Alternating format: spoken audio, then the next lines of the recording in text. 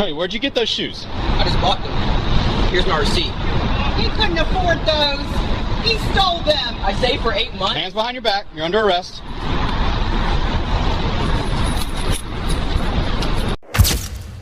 Joshua Ortega stood at a bus stop in Buckhead, Atlanta, holding a shopping bag from Soul Haven Boutique and feeling like the 8 months of working weekends at a grocery store had finally paid off. He was 17 years old, 3 days away from his 18th birthday, and the limited edition sneakers in that bag represented more than just shoes. They represented hard work, discipline, and a promise kept between him and his parents. He had saved $2,400 from his paychecks. His parents had added $2,600, and together they had given him exactly $5,000 to buy the sneakers he had been researching for months. The receipt in his hand proved every dollar was legitimate. But Jennifer Hayes, a 46-year-old white woman sitting 10 feet away on the same bench, saw a black teenager holding an expensive shopping bag and immediately assumed he had stolen it. She hadn't watched him earn the money. She hadn't seen him maintain a B average to keep his end of the deal. She just saw what she wanted to see. And what she saw confirmed every bias she had ever held. She pulled out her phone and called 911 to report a theft in progress. And when Officer Gary Taylor arrived and Jennifer pointed at Joshua, Taylor didn't ask to see the receipt Joshua was holding. He didn't call the store to verify the purchase. He didn't conduct even the most basic investigation. He just looked at Joshua's worn clothes, listened to Jennifer's accusation, and made a decision that would destroy his career and cost Jennifer $280,000. Before we continue, hit that subscribe button and drop a like. Let me know in the comments, what city or country are you watching from? What Officer Gary Taylor didn't know was that Cordell Lopez, the store employee who had sold Joshua those sneakers 23 minutes earlier, was still inside Soul Haven Boutique finishing his shift. That Cordell would hear the commotion outside, look through the window, and recognize the teenager he had just helped. That Cordell would run out to intervene and confirm the purchase was legitimate. And that when Taylor grabbed Cordell's phone and deleted the video evidence, he would mention that the store owner, Michael Barnes, a wealthy black businessman with a reputation for destroying racist cops through expensive lawsuits, owned not just this store, but 4 others across Atlanta, and that Barnes had successfully sued the Atlanta Police Department twice before. What Jennifer Hayes didn't know was that her pattern of calling police on black and Latino people for imaginary crimes had finally caught up with her, that her previous complaints in her old neighborhood had been documented and would be discovered, that her 911 call would be recorded and played in court, and that her jealousy, because she had been in that same store an hour earlier and couldn't afford the sneakers she wanted to buy for her own son, would be the evidence that proved racial bias and would cost her everything. Joshua Ortega had been planning this purchase for 8 months. He was 17 years old, a senior at North Atlanta High School, and the sneakers he wanted weren't just any sneakers. They were a limited edition collaboration between a famous designer and a legendary athlete, released in quantities so small that only a few hundred pairs existed in a size anywhere in the country. The price was $5,000, an amount that would have been completely impossible for Joshua to afford on his own. But his parents had made him a deal at the beginning of his senior year.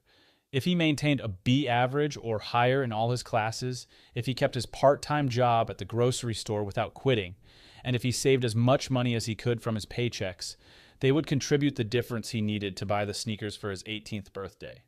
Joshua had done exactly that. He had worked every weekend stocking shelves at Kroger. He had picked up extra shifts during school breaks. He had saved every dollar he could, cutting out everything that wasn't essential. By October 2021, he had $2,400 in his savings account. His parents, true to their word, had deposited $2,600 into that same account, bringing the total to exactly $5,000. His grades had stayed solid, a 3.4 GPA by the end of his junior year, and he was on track to finish his senior year with similar numbers. He had kept his end of the deal, and his parents had kept theirs. On Saturday, October 16th, 2021, Joshua walked into Soul Haven Boutique in the Buckhead shopping district of Atlanta. The boutique was the kind of store that specialized in luxury sneakers, limited edition releases, and collaborations that made each pair feel less like footwear and more like collectible art. The storefront had floor-to-ceiling windows, sleek modern displays, and prices that reflected the exclusivity of what they sold. Joshua had called ahead the day before to confirm they had his size in stock. The employee who answered had told him they were holding the sneakers for him and would keep them on hold for 24 hours. Joshua had texted his parents immediately to let them know he would be going to make the purchase the next day. When Joshua walked into Soul Haven that Saturday afternoon, he was dressed in plain clothes. A black t-shirt, dark blue jeans, and a pair of gray sneakers he had been wearing for 2 years that were starting to show their age. He carried a black backpack over one shoulder and his phone in his hand. He looked like a typical teenager, and to anyone paying attention, he looked nervous and excited. The store employee who greeted him was a black man in his late 20s named Cordell Lopez. Cordell had been working at Soul Haven for 4 years and had seen every type of customer walk through the door. He treated everyone with the same level of professionalism, whether they were buying 1 pair or 10. When Joshua told him he was there to pick up the sneakers that had been placed on hold, Cordell smiled and told him he had made an excellent choice. Cordell brought out the box, opened it carefully, and let Joshua try on the sneakers. They fit perfectly. The design was exactly what Joshua had seen in photos online. The quality was undeniable. Joshua stood up, walked around the store in them, and when he looked at Cordell and said he would take them, Cordell could see how much this moment meant to him. The transaction took about 12 minutes. Joshua paid using a debit card linked to the account where his parents had deposited their contribution. Cordell processed the payment, printed the receipt, placed the sneakers back in their box, wrapped the box in tissue paper, and put everything into a branded Soul Haven shopping bag with rope handles. He handed Joshua the bag along with the receipt, shook his hand, and told him to enjoy his birthday gift. Joshua walked out of the store at 2:11 p.m., holding the shopping bag in one hand and his phone in the other. The smile on his face was the kind that came from achieving something through hard work and discipline. He walked directly to the bus stop outside the boutique, sat down on the bench, and sent a text to his parents with a photo of the shopping bag and the caption, "Got them. Thank you so much." What Joshua didn't notice was the woman sitting on the same bench about 10 feet away, staring at the shopping bag with an expression that mixed jealousy and suspicion in equal measure. Jennifer Hayes had been sitting at that bus stop for 30 minutes, and she had been in a terrible mood for most of that time. She had walked into Soul Haven Boutique an hour earlier with the intention of buying a birthday gift for her 16-year-old son, whose birthday was 2 weeks away. She had looked at several options, had found a pair her son would have loved, and then she had looked at the price tag, $4,200. That was far more than she could afford. She had tried to justify the purchase in her mind, had considered putting it on a credit card, but ultimately she had walked out of the store empty-handed and frustrated. Now she was sitting at the bus stop waiting for her ride home, and she looked over and saw a Latino teenager holding a shopping bag from the exact store she had just left. The bag was unmistakable, white with elegant lettering and rope handles, and Jennifer's mind immediately started making assumptions that had nothing to do with logic and everything to do with years of accumulated bias.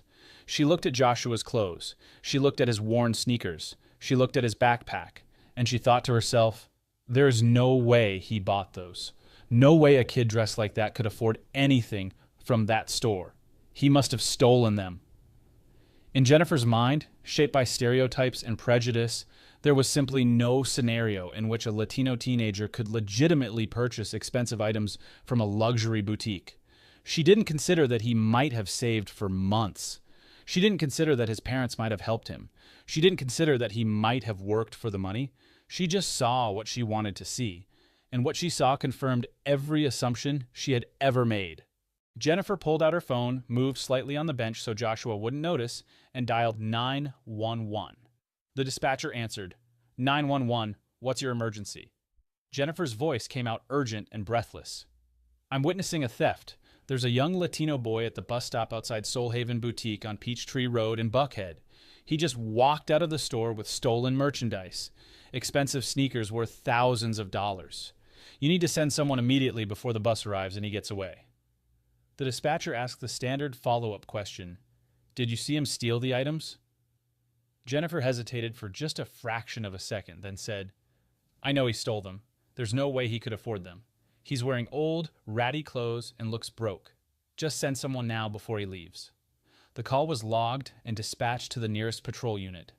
Officer Gary Taylor, who was 3 blocks away finishing a traffic stop, received the call and activated his lights. Officer Gary Taylor was 38 years old with 9 years on the Atlanta Police Department. Over those 9 years, he had built a pattern that his supervisors had documented in his personnel file but had never seriously addressed. Taylor had been the subject of 6 formal complaints from Black and Latino residents, all describing the same behavior: stops without probable cause, aggressive questioning, assumptions of guilt based on appearance, and refusal to listen to explanations or verify information.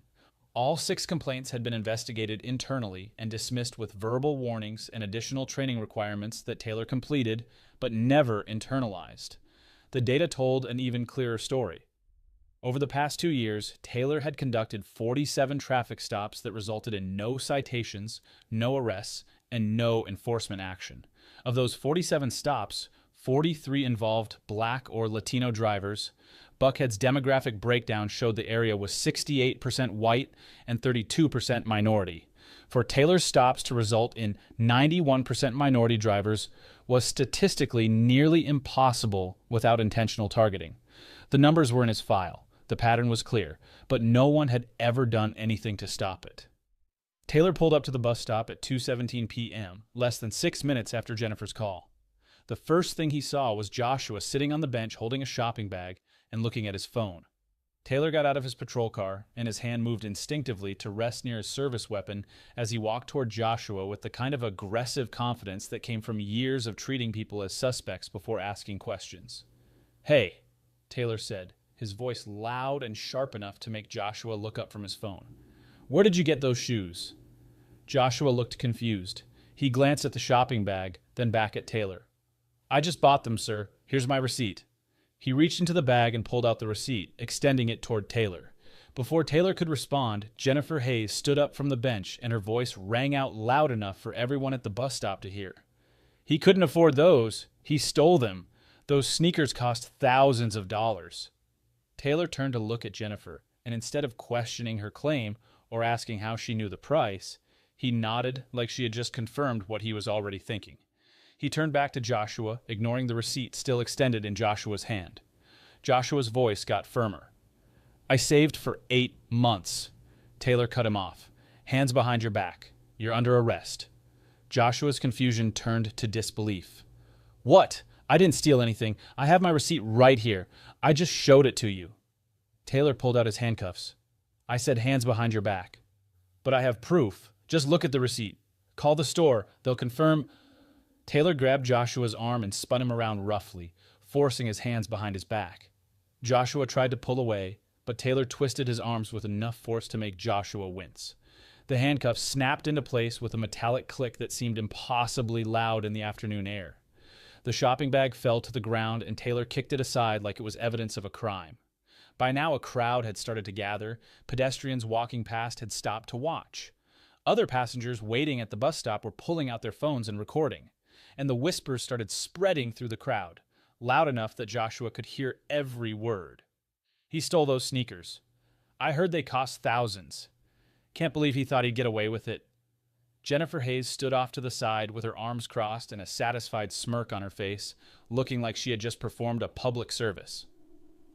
Inside Soul Haven Boutique, Cordell Lopez was finishing his shift and preparing to clock out when he heard raised voices outside. He walked to the window and looked out, and his stomach dropped when he saw Joshua standing in handcuffs with a police officer beside him and a crowd gathering around. Cordell didn't hesitate. He grabbed his jacket and phone, pushed through the glass doors without even clocking out, and sprinted toward the bus stop. "What the hell are you doing?" Cordell shouted as he ran up. "That boy didn't steal anything. I sold him those shoes less than half an hour ago. He has his receipt. Did you even bother to check it?" Taylor turned to look at Cordell, and his expression shifted from authoritative to irritated. "Mind your business. This is a police matter. Step back or you'll be interfering with an official investigation." Cordell didn't step back. He stepped forward. It is my business. I work in that store right there. I processed his payment myself. He paid in full with a debit card. The transaction went through. He has a receipt. Everything about this purchase was legitimate, and you're arresting him for nothing. Cordell pulled out his phone and started recording, holding it up so the camera was pointed directly at Taylor. You have no legal reason to arrest him. I'm confirming as an employee of the store that sold him those shoes that he didn't steal them. He paid for them, so whatever reason you think you have isn't enough. Taylor's face flushed red. He took a step toward Cordell, leaving Joshua standing on the sidewalk, still in handcuffs. His voice got louder. I'm not going to tell you again. Put that phone down and leave, or you're getting arrested too. Taylor reached out, grabbed Cordell by the collar of his shirt, and pulled him close enough that their faces were only inches apart. Then he reached out with his other hand, snatched Cordell's phone, and stopped the recording. He tapped the screen several times, deleted the video, and shoved the phone back into Cordell's chest, hard enough to make him stumble backward. Cordell caught his balance and looked Taylor directly in the eye. His voice came out calm, but deadly serious. You have no idea who you're messing with. This store is owned by Michael Barnes. You know that name? Taylor's aggressive posture faltered slightly. Everyone in the Atlanta Police Department knew Michael Barnes. Barnes was a self-made millionaire who owned 5 businesses across Atlanta, including Soul Haven and several other luxury retail stores. He was also a civil rights advocate who had successfully sued the APD twice in the past 7 years. Both lawsuits had resulted in officers being fired and the city paying out settlements in the hundreds of thousands of dollars. Michael Barnes doesn't tolerate this kind of behavior, Cordell continued. He's taken down cops before, and he'll do it again. This store has security cameras inside and outside. Every word you said, every move you made, it's all recorded. And when Mr. Barnes sees this footage, you're going to wish you had checked that receipt. Taylor looked at Joshua, then at Cordell, then at the crowd of people still recording on their phones. He realized he had made a mistake, but his pride wouldn't let him back down immediately. He muttered something about misinformation from the caller and pointed vaguely in Jennifer's direction, as if this was all her fault. Then he pulled out his keys, walked over to Joshua, and unlocked the handcuffs without saying a word. Joshua brought his arms forward and rubbed his wrists where the metal had dug into his skin. His hands were shaking. You had no right to do that to me. Taylor didn't respond. He didn't apologize. He just got back into his patrol car and drove away, leaving Joshua standing on the sidewalk with Cordell and a crowd of witnesses who had recorded everything. Jennifer, who had been watching from the side, realized that the attention was shifting toward her. People in the crowd were looking at her and whispering. One woman said loud enough for everyone to hear, "She's the one who called the cops. She lied." Jennifer's face turned red. She opened her mouth like she was going to defend herself, but nothing came out. She turned and walked quickly away from the bus stop, pulling out her phone and pretending she had somewhere urgent to be. Cordell walked over to Joshua and put a hand on his shoulder. "Are you okay?" Joshua nodded, but his eyes were wet, and he was blinking fast to keep from crying. "I didn't do anything wrong. I just bought the shoes." "I know," Cordell said, "and I'm going to make sure everyone else knows too." "What's your name?" "Joshua. Joshua Ortega."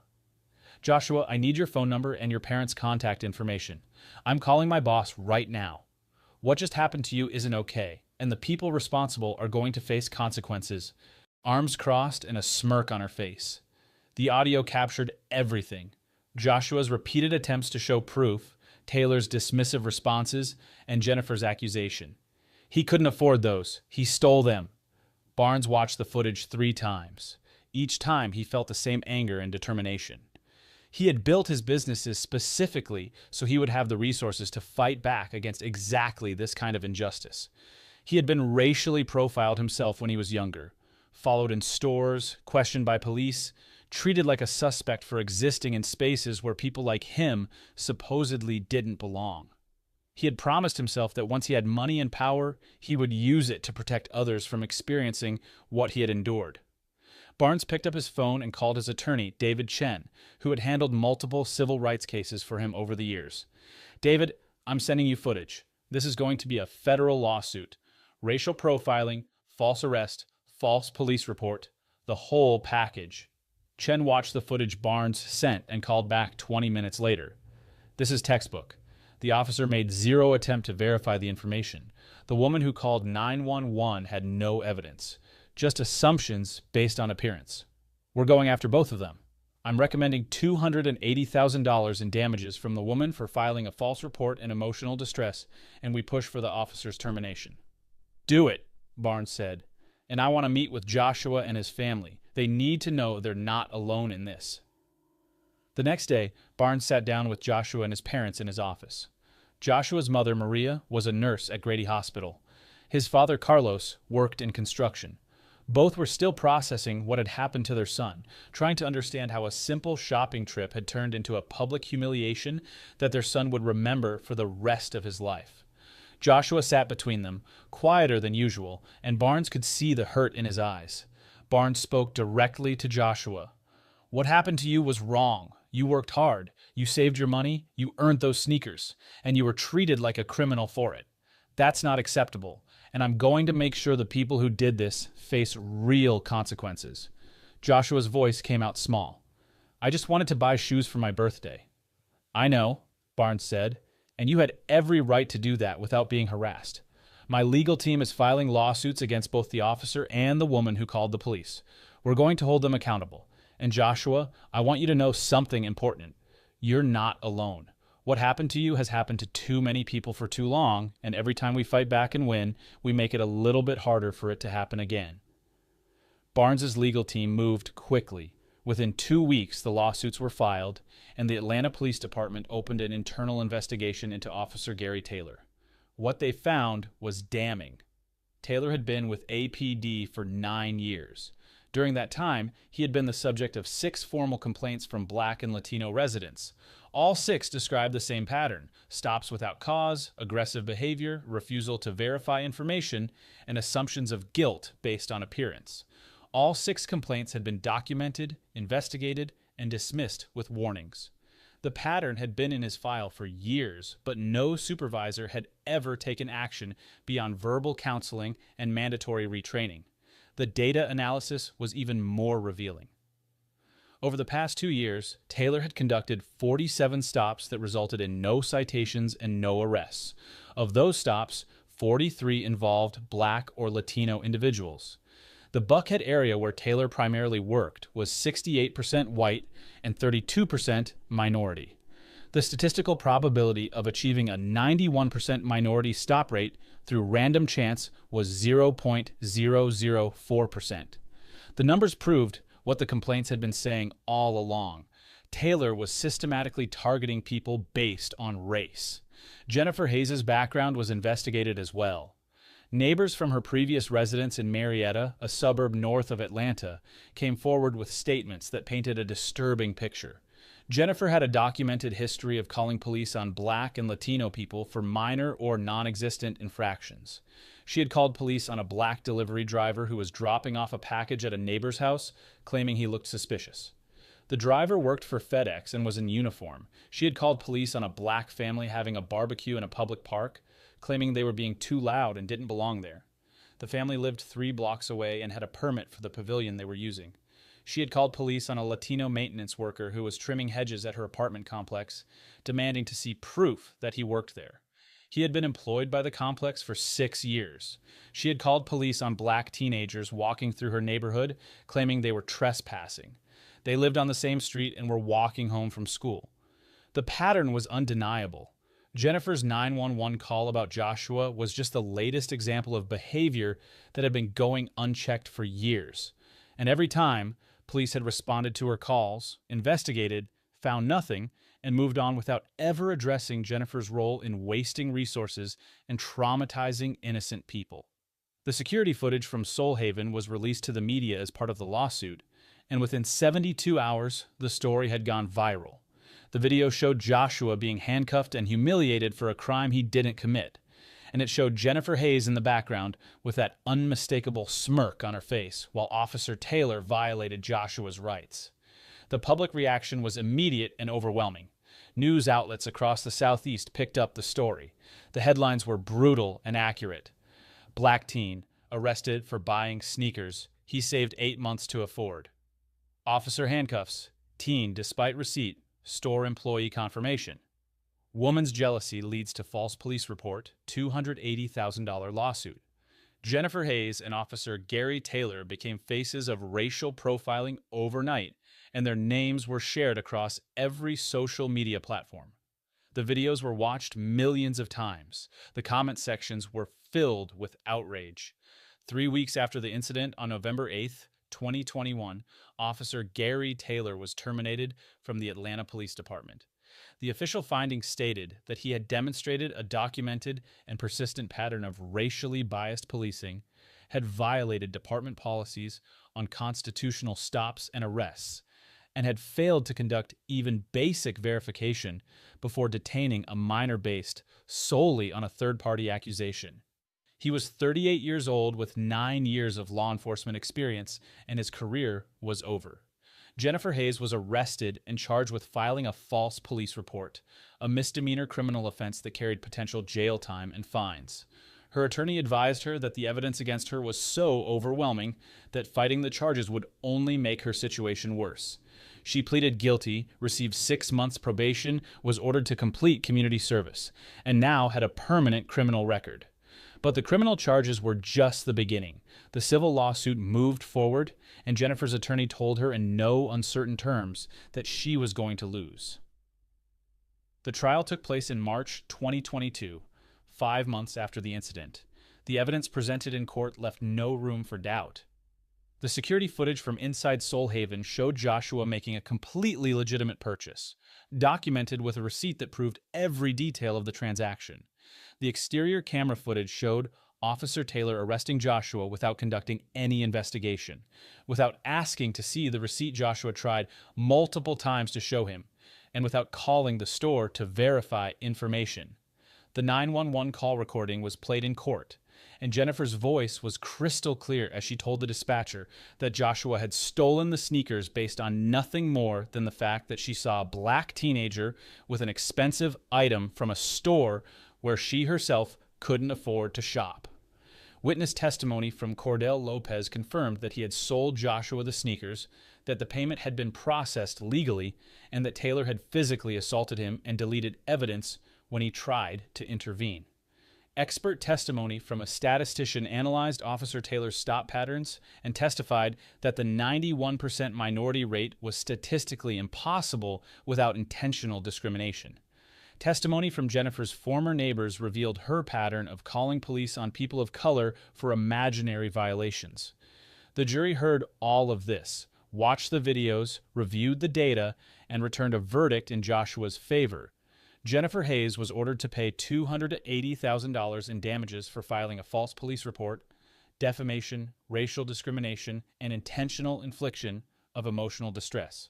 Joshua gave Cordell his information, picked up the shopping bag that had been kicked to the side, and sat back down on the bench. The excitement he had felt walking out of the store was gone, replaced by humiliation and anger and confusion about why someone would assume he was a criminal just for buying something he had worked so hard to afford. Cordell walked a few steps away and dialed Michael Barnes's personal number. Barnes answered on the second ring. "Cordell, what's going on?" "Mr. Barnes, we have a situation. A customer just got arrested outside the store for allegedly stealing sneakers that I sold him 23 minutes ago. The cop didn't check his receipt, didn't verify anything with us, just arrested him based on some woman's accusation.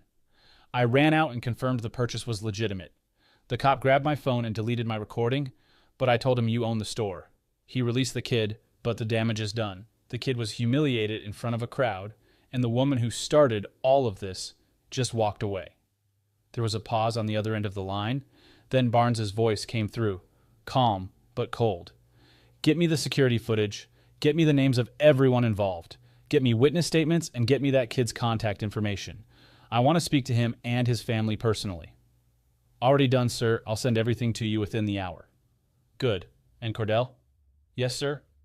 "You did the right thing." Michael Barnes sat in his office that evening, watching the security footage from Soul Haven Boutique, and with every passing second, his expression got harder. The interior camera footage showed Joshua Ortega walking into the store, being greeted by Cordell Lopez, trying on the sneakers, and making the payment with a debit card. The transaction was documented down to the second. The receipt was printed. everything was legitimate. The exterior camera footage showed Officer Gary Taylor approaching Joshua at the bus stop, refusing to look at the receipt Joshua tried multiple times to show him, and arresting Joshua while Jennifer Hayes stood in the background with her, a Jennifer couldn't afford to pay. Her savings were depleted by legal fees. The judgment forced her to declare bankruptcy within 8 months. She lost her home to foreclosure and was forced to move out of state to escape the constant attention and recognition. Her name became permanently attached to the case as a cautionary example of the consequences of weaponizing 911 calls based on racial bias. Officer Gary Taylor never worked in law enforcement again. After his termination, he applied to police departments in 7 different jurisdictions. Every single background check revealed the reason for his firing and the pattern of complaints that had been ignored for nearly a decade. No agency would hire him. He tried working private security, but when potential employers discovered the viral videos and national coverage of his role in Joshua's false arrest, they terminated his applications. As of March 2026, Taylor is working night shifts at a warehouse distribution center, earning $32,000 per year. A steep drop from the $54,000 salary he had been making as a police officer. The Atlanta Police Department, facing public pressure and the threat of federal oversight, implemented comprehensive reforms as part of a settlement agreement with Michael Barnes and Joshua's family. New protocols were established requiring officers to verify receipts and conduct basic investigations with businesses before making arrests in cases reported by third-party callers. Officers were required to call the business, speak to management, and confirm that a theft had actually occurred before detaining anyone. All officers were required to complete redesigned implicit bias training on a quarterly basis instead of the previous annual requirement. The training now included case studies, including Joshua's case, and required officers to demonstrate understanding through scenario-based testing. Stop data was tracked by demographics and published quarterly with statistical analysis. Officers whose stop patterns deviated more than 15% from the area's demographic makeup were automatically flagged for review and additional training. Repeat offenders faced suspension and potential termination. An independent civilian oversight committee was created to review all complaints of racial profiling, with the power to recommend discipline up to and including termination for officers with documented patterns of bias. The reforms were credited with reducing racially disparate stops in the Buckhead district by 63% over the following 3 years. Joshua Ortega used the settlement money to pay for his college education. He graduated from North Atlanta High School in June 2022 with a 3.6 GPA and enrolled at Georgia State University to study business administration. As of March 2026, he is a junior on track to graduate in 2027. The settlement covered 4 years of tuition completely, allowing him to focus on his studies without the burden of student loans. Joshua became a vocal advocate for criminal justice reform. He worked with Michael Barnes' foundation to educate young people about their rights when interacting with law enforcement. He gave talks at high schools across Atlanta, sharing his story and encouraging other young people to speak up when they witnessed injustice. Michael Barnes continued his work as a business owner and civil rights advocate. He used Joshua's case in community training sessions, in meetings with legislators, and in forums about the real-world consequences of racial profiling. His advocacy contributed to the passage of Georgia's Receipt Verification Act in 2023, which codified many of the reforms implemented by APD and extended them statewide. As of March 2026, 5 years after the incident, the outcomes are clear and permanent.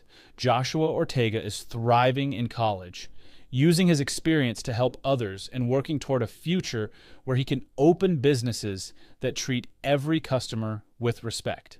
Jennifer Hayes is living out of state under a name she rarely uses in public.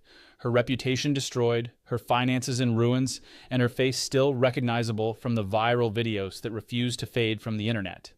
Officer Gary Taylor is working warehouse night shifts, unable to escape the documentation of his bias that follows him in every background check and every Google search of his name. The reforms implemented by the Atlanta Police Department remain in place, and complaints of racial profiling in Buckhead have decreased significantly. The case has become a permanent reference point in discussions about weaponized 911 calls and the responsibility of law enforcement to verify information before making arrests.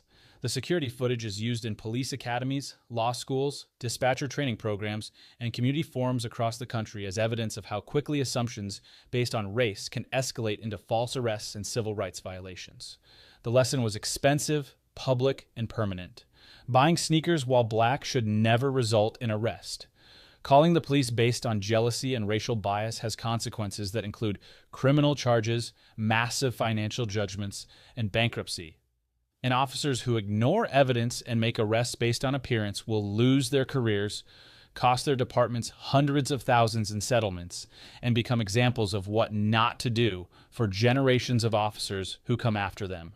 Joshua Ortega never received an apology from Jennifer Hayes or Gary Taylor, but he received something far more valuable: justice, accountability, and the knowledge that his willingness to fight back had created changes that would protect other young people from experiencing what he had endured.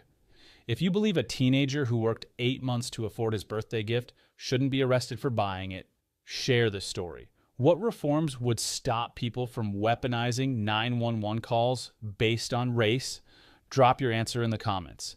And if this reminded you that working hard and succeeding shouldn't be treated as evidence of a crime just because of the color of your skin, subscribe. We're not stopping until every person can buy what they've earned without being handcuffed for it.